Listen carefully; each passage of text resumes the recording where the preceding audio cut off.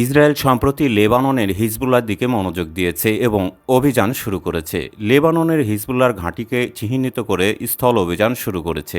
এই অভিযানকে অনেকেই মনে করছেন এটা ইসরায়েলের একটি কৌশল, যে কৌশলের মাধ্যমে পুরো বিশ্বের চোখ গাজা থেকে সরিয়ে নেওয়া হচ্ছে। লেবাননের ইসরায়েলের সাম্প্রতিক অভিযান নিয়ে পরের কোনো ভিডিওতে কথা বলবো। চলুন তার আগে দেখে আসি ইসরায়েলের গাজা অভিযানের কারণে গাজার পরিস্থিতি আসলে কী অবস্থায় আছে। এক ভয়াবহ ধ্বংসলীলার তথ্য জানব এই ভিডিও থেকে। আপনারা দেখছেন দেশট্যাগ, সাথে আছি আল মামুন রিটন। ভয়াবহ যুদ্ধ, ধ্বংস আর মানবিক বিপর্যয়ের শিকার গাজা উপত্যকা। মাত্র 89 দিনে ফেলা হয়েছে এমন বোমার ভার যা হিরোশিমার মতো 3টি পারমাণবিক বোমার শক্তিকেও ছাড়িয়ে গেছে। বিগত কয়েক মাসে ইসরায়েলের সেনাবাহিনী গাজা উপত্যকায় 65,000 টনেরও বেশি ওজনের 45,000-এরও বেশি ক্ষেপণাস্ত্র নিক্ষেপ করেছে। বিভিন্ন গণমাধ্যমের তথ্য মতে এর মধ্যে বেশ কিছু বোমার ওজন ছিল 2,000 পাউন্ড পর্যন্ত, যেটা ভয়াবহ এক হিসেব প্রকাশ করে। এরপরেও থেমে নেই দখলদারদের গাজায় বোমাবর্ষণ।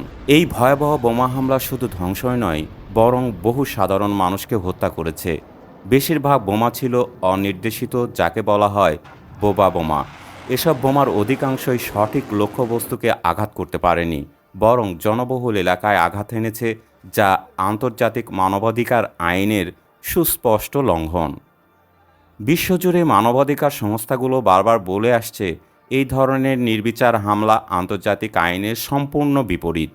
কিন্তু তবুও গাজার মানুষগুলো যেন দিন দিন নতুন করে ধ্বংসের মুখোমুখি হচ্ছে। এই বোমা হামলার তীব্রতা এমন যে গাজায় ফেলা বোমার ওজন হিরোশিমায় ফেলা পারমাণবিক বোমার চেয়েও 3 গুণ বেশি শক্তিশালী। গাজার মানুষ আজ মৃত্যুর সঙ্গী, কিন্তু তারা প্রতিনিয়ত বেঁচে থাকার জন্য সংগ্রাম চালিয়ে যাচ্ছে। নতুন করে যুদ্ধের পরিধি আরও ছড়িয়েছে ইসরায়েল। হিজবুল্লাহ নিধনের কথা বলে সাম্প্রতিক সময়ে গাজার পাশাপাশি লেবাননেও লাগাতার হামলা অব্যাহত রেখেছে ইসরায়েল। ইসরায়েলের নতুন করে স্থল অভিযানের মাধ্যমে ইতিমধ্যেই এলাকা প্রকম্পিত। অন্যদিকে ইয়েমেনের হুতি গোষ্ঠীগুলোর ঘাঁটি লক্ষ্য করেও বিমান হামলা চালিয়ে যাচ্ছে ইসরায়েল। হুতিরাও গাজার হামাসকে সমর্থনের কারণে ইসরায়েলকে লক্ষ্য করে বেশ কয়েকবার ক্ষেপণাস্ত্র নিক্ষেপ করেছে, যা এখনও অব্যাহত আছে।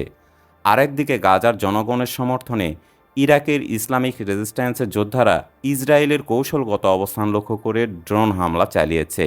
এরপরেও গাজার উপর বোমাবর্ষণ অব্যাহত রেখেছে ইসরায়েল। সব মিলিয়ে বিশাল অঞ্চল জুড়ে বোমার ধ্বংসযজ্ঞ চলছে, যার মোট হিসাব ক্রমেই গত দিনের তুলনায় বৃদ্ধি পাচ্ছে। বাস্তুচ্যুত হচ্ছেন লাখ লাখ মানুষ। অসংখ্য ঘরবাড়ি ইতিমধ্যেই বোমার আঘাতে ধ্বংসাবশেষে পরিণত হয়েছে। মোট কথা, গাজা এবং লেবানন জুড়ে যে ভয়াবহ আক্রমণ চলছে, তাতে সেখানকার বিস্তৃত অঞ্চল ধ্বংস হতে চলেছে। গাজা ইতিমধ্যেই সম্পূর্ণভাবে যেন একটি ধ্বংসনগরী।